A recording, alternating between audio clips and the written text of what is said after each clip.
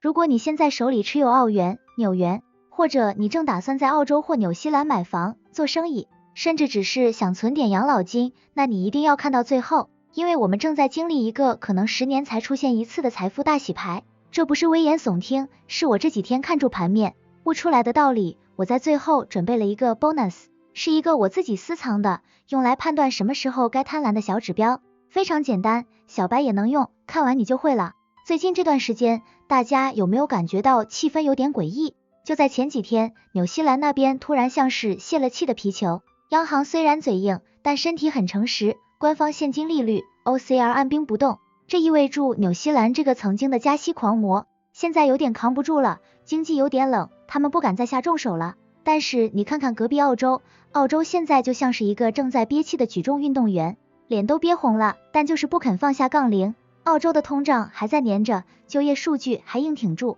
这让澳洲央行根本不敢松口，甚至还摆出一副谁敢惹我，我就继续加息的架势。这就是我要讲的第一个重点，剪刀插出来了，讲个我自己的经历吧。还记得前几年，当全球还在低利息里挣扎的时候，纽西兰可是全世界最先带头加息的那一个。那时候纽西兰的利息比澳洲高出一截，简直就是资金的避风港。我身边好多朋友，甚至我自己都觉得把钱换成纽元放在银行里吃利息，或者在纽西兰买个收租房，那是真香。那时候的纽西兰就像是一个充满活力的年轻人，拼命往前冲，利用高利息把全世界的钱都吸了过来。但最近呢，我上个月刚和一个在奥克兰做进出口生意的朋友通电话，他跟我抱怨说现在生意难做，大家都不敢花钱了。虽然之前利息高吸引了钱，但现在高利率的副作用出来了，房贷压力大到大家都要断供了，经济疲软的信号已经藏不住了。反过来看澳洲，虽然加息起步比纽西兰晚，步子也迈得慢一点，但我去雪梨的时候，餐厅还是要排队，商场里人还是很多，这说明澳洲的后劲比纽西兰足。这就好比两个邻居，纽西兰这个邻居之前为了吸金跑得太快，利息加得太猛，现在累得气喘吁吁，必须停下来休息，甚至准备降息了。而澳洲这个邻居虽然也累，但他体格壮，利息还能硬撑在高位。小白朋友们，这里我要讲一个最简单的赚钱逻辑，你们一定要听进去，钱是长脚的，钱永远往利息相对更高，经济更稳的地方流。当市场意识到纽西兰的高息红利要到头了，而澳洲还要继续硬挺的时候，资金就会像潮水一样从纽西兰撤出来流向澳洲。这就是为什么我说澳元对纽元正在走向一个10年新格局。很多人炒外汇做投资最喜欢看什么 K 线图、技术指标，老实说那些东西我也看，但在这种大趋势面前，那些都是细枝末节，真正决定你能不能赚大钱的是国运的错位。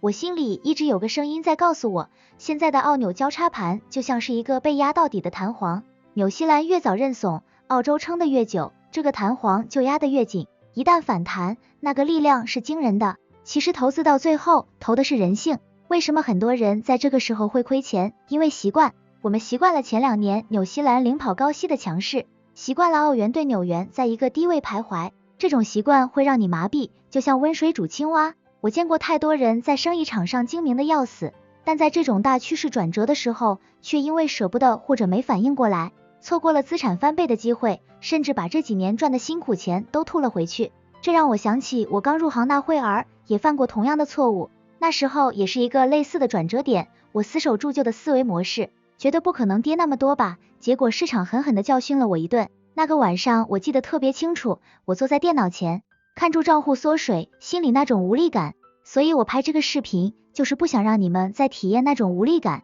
现在纽西兰已经举了白旗，澳洲还在磨刀霍霍，这个分道扬镳的时刻就是我们普通人入场布局的最好时机。送大家一个我观察市场情绪的小技巧，超市指数。下次你去超市，尤其是如果你有朋友在两地，你就对比一下最基础的牛奶和牛肉的价格涨幅感。如果纽西兰的朋友开始频繁抱怨买不起肉了，而澳洲的朋友还在抱怨房租贵但还能吃大餐，这就是最真实的购买力评价失衡。当这种民怨积累到一定程度，汇率就必须要动来平衡这种痛苦。现在这个信号已经亮红灯了，如果你跟到了这里，这说明你不是那种只想听一夜暴富神话的韭菜，而是真的想看懂局势，想赚明白钱的人。我们要撕开那些冷冰冰的数据，讲讲背后的政治阳谋和真正的实操逻辑。所有的经济账最后算的都是政治账，为什么纽西兰这次认怂认得这么快？讲个真实的故事，前段时间我去了一趟威灵顿，在一个饭局上遇到几个当地做房产开发的老板，酒过三巡，这帮大老爷们居然开始叹气。其中一个跟我说，现在纽西兰的房贷结构简直就是定时炸弹。你们知道吗？纽西兰人的房贷习惯和别的地方不一样，很多人喜欢锁定2-3年的固定利率，而最可怕的一波人是在2020年到2021年那个利息低到地板上的时候入市的。那时候利息才2%左右，很多人觉得自己捡到了大便宜，一口气锁定了好几年，结果现在这批2-3年前的超级低息贷款陆续到期了，一转期就要面对6%甚至7%的利率，利息直接翻了3倍，这对纽西兰政府来说意味着老百姓手里的钱瞬间被银行吸钱了，消费会出现断崖式下跌。如果央行再敢嘴硬不肯放松，或者维持高息太久，纽西兰的房地产市场就不是阴跌那么简单，而是可能真的会崩给你看，那是任何一个执政党都不敢承担的政治风险。所以纽西兰央行的软是被逼出来的，他们必须在炸弹彻底爆炸前赶紧放风降息，给市场喘息的机会，不然就要出大事。但澳洲呢？澳洲的情况完全不同，澳洲人的房贷结构里浮动利率的占比更高，这意味着澳洲人这2年是一点点适应高利息的，那种突然爆炸的冲击波反而没那么强。再加上澳洲是家里有矿的富二代，我有个在西澳做矿业配套生意的朋友，上周刚给我发微信问我认不认识靠谱的工程师，他说那边缺人缺疯了，工资开得老高都招不到人。你看这就是差别，澳洲的经济底层逻辑是资源，只要铁矿石、天然气还有人买，澳洲政府的腰杆子就硬，而且澳洲的工会势力非常强大，工资涨幅如果不跟上通胀，罢工分分钟搞死你，这就导致澳洲央行面临的政治压力完全不一样，他们最怕的不是房价跌，而是通胀失控导致生活成本爆炸，如果按不住通胀，政府一样的下台，所以澳洲必须维持偏紧的政策，甚至不惜牺牲一点经济增长也要把通胀按住，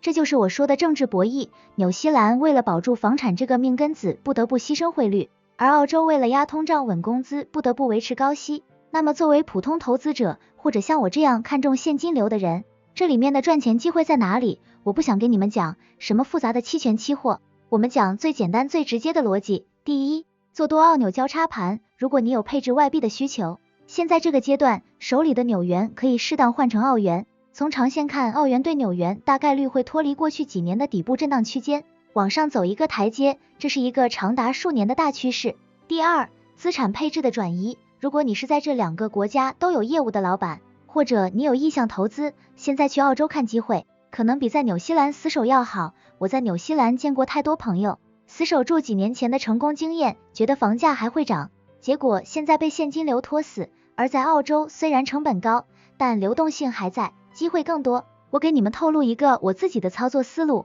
最近我在看一些澳洲的银行股和资源股，同时在减持纽西兰的零售类资产，逻辑很简单，澳洲利息高，银行息差赚得多，资源好，矿企有钱赚，而纽西兰零售，老百姓都要还不起房贷了，谁还去买？这就是把宏观逻辑落地到钱包里的过程。别觉得这些离你很远，你买的基金，你的强基金背后都在做这样的调仓，你自己不懂就只能看住别人赚钱。我知道很多人会说，可是专家说澳洲经济也有隐患啊。没错，谁家没本难念的经，但投资不是选完美对象，而是矮子里拔将军。在澳元和纽元这对兄弟的较量中，未来的剧本已经写好了。澳洲是那个虽然脾气臭但身体壮的大哥，纽西兰是那个生了病需要休养的小弟。你把钱压在大哥身上，胜率是不是高一点？再送大家一个观察政治风向的关键词，去关注澳洲和纽西兰关于移民政策的新闻，这是一个非常敏感但有效的信号。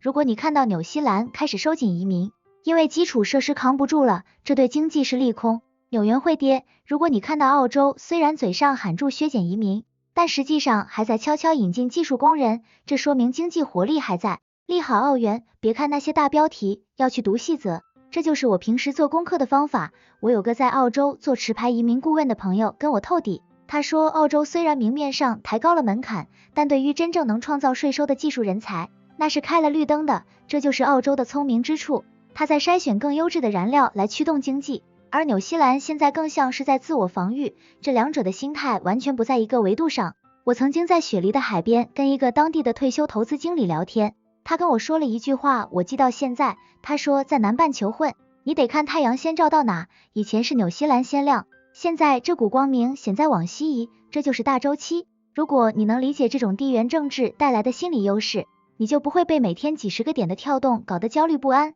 因为你是在跟住国家的意志在走，这比跟住任何一个分析师走都要稳。很多人问我怎么能拿住单子，答案就是你要对你投的东西有感情，但更要有理性的认知，你要像看住自己孩子成长一样看住你的投资，而不是把它当成一个赌博的筹码，只有这样你才能在波动中保持冷静。其实这种心理建设对于很多在市场中拼杀的人来说是最难的一关，因为人天生就会对未知的变革感到恐惧。我身边也有很多在纽西兰生活了几十年的人，他们对这片土地有很深的情感，甚至有点不愿意承认现状的下滑。这种心理障碍往往就是财富流失的开始。我告诉他们，情感归情感，投资归投资，你得学会站在更高的地方去看这盘棋。当你发现两国的经济基本面已经发生了不可逆转的位移时，你唯一的选择就是顺势而为，去寻找那个更强大的避风港。你能听到这里，恭喜你，你的认知已经超过了市场上 90% 只会看涨跌、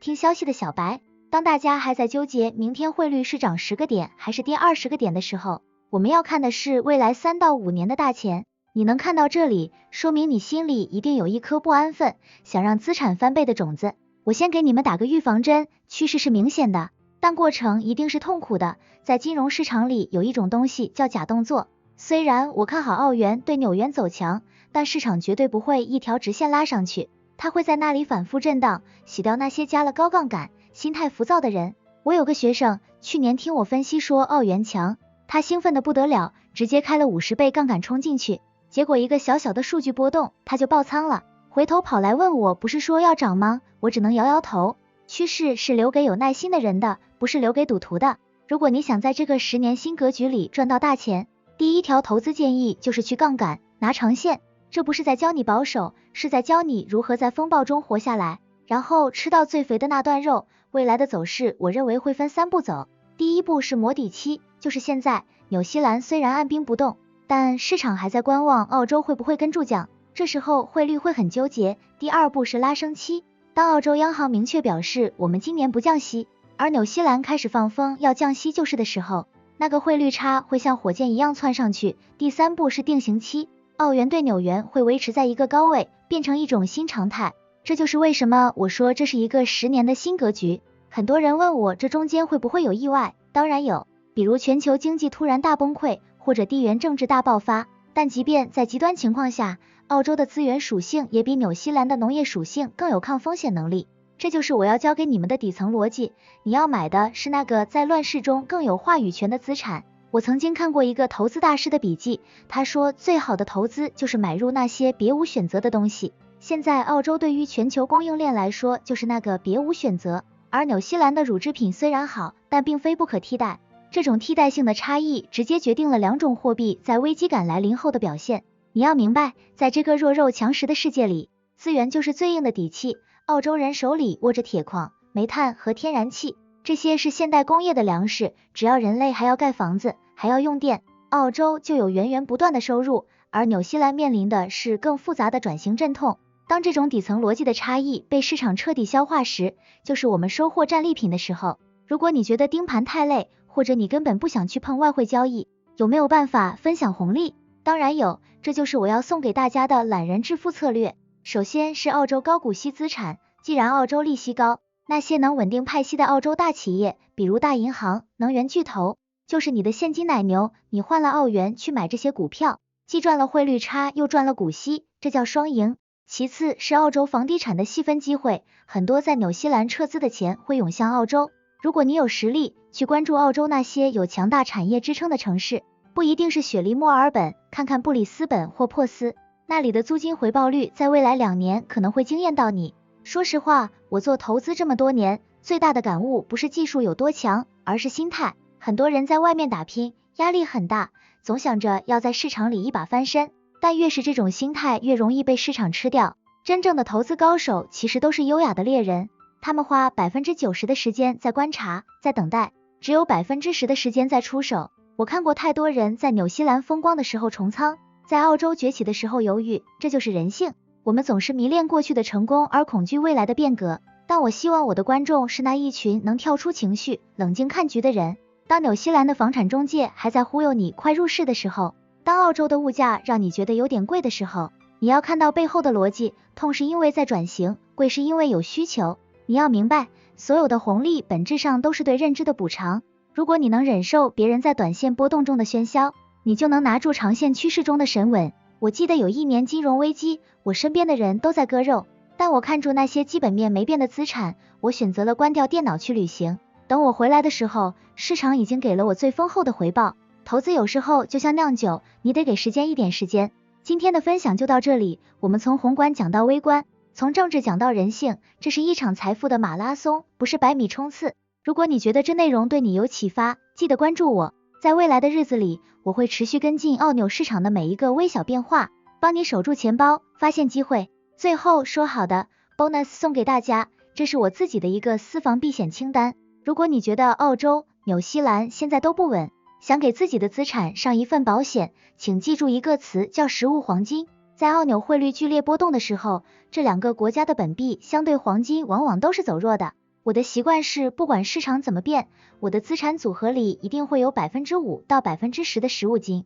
这不是为了发财，是为了当世界乱套的时候，我有随时随地翻盘的底气。这份底气，我希望你也有。另外，针对这次澳纽10年的变局，我手头上其实已经整理好了一份更具体的操作方案，包括具体的入场点位参考，几只我个人看好的澳洲高息股名单，以及避开纽西兰房贷炸弹的具体时间表。如果你想要这份方案，请在下方评论区留言我要方案，只要留言的人数够多，达到我们的预期热度，我就会专门再录制一个视频，把这些细节彻底公开分享给大家。所以，如果你想缩短摸索的时间，直接看到更核心的实操内容，就赶快留言告诉我吧。最后还是要例行提醒大家，以上所有内容仅代表我个人的经历分享和市场观察，不构成任何绝对的投资建议。金融市场风云变幻，任何投资都有风险，大家一定要根据自己的财务状况和风险承受能力来做最后的决定。投资有风险，入市需谨慎。